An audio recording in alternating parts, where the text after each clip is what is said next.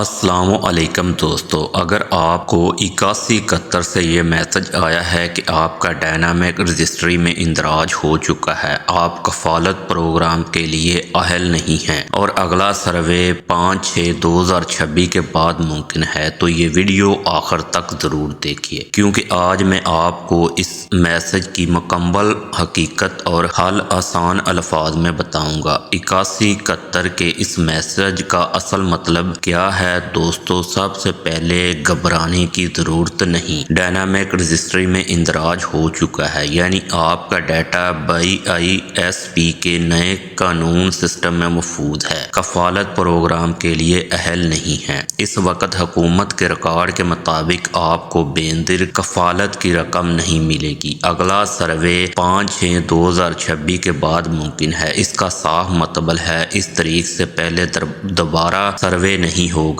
6 مئی 2026 کے بعد دوبارہ موقع ملے گا۔ 6 مئی 2026 کے بعد کیا کرنا ہوگا؟ جیسے ہی یہ تاریخ گزر جائے اپنے قریبی بینظیر رجسٹریشن سینٹر پر جانا ہے، وہاں دوبارہ سروے کروانا ہے، ساتھ لے جانے والے ضروری کاغذات: نادرا کا اصل شناختی کارڈ، بچوں کا بے فارم، تازہ بجلی کا بل، وہاں آپ سے آمدن، گھر کے حالات، خاندان کے افراد، سب کچھ دوبارہ پوچھا جائے گا۔ کیا دوبارہ اہل ہو سکتے ہیں؟ جی ہاں، اگر آمدن کم ہے، کوئی سرکاری نوکری نہیں ہے، کوئی مہنگی گاڑی یا جائیداد نہیں ہے، تو نئے سروے کے بعد کفالت پروگرام میں شامل ہونے کا امکان ہے۔ بہت اہم وارننگ: کسی ایجنٹ یا دلال کو پیسے نہ دیں، تاریخ سے پہلے دفتر جا کر فائدہ نہ ہوگا۔ BISP کی تمام سروس مفت ہیں، صرف 8171 اور سرکاری مراکز پر یقین کریں۔ عوام کے لیے اہم پیغام: یہ میسج ہزار لوگوں کو آ رہا ہے، لہٰذا ویڈیو کو شیئر کریں تاکہ ہر مستحق شخص کو صحیح معلومات مل سکے۔ اگر ویڈیو مفید لگی ہو تو لائک کریں، چینل سبسکرائب کریں، سوال ہو تو کمنٹس باکس میں ضرور پوچھیں۔ اگر آپ جاننا چاہتے ہیں کہ آپ اس پروگرام میں کیسے اہل ہو سکتے ہیں تو اس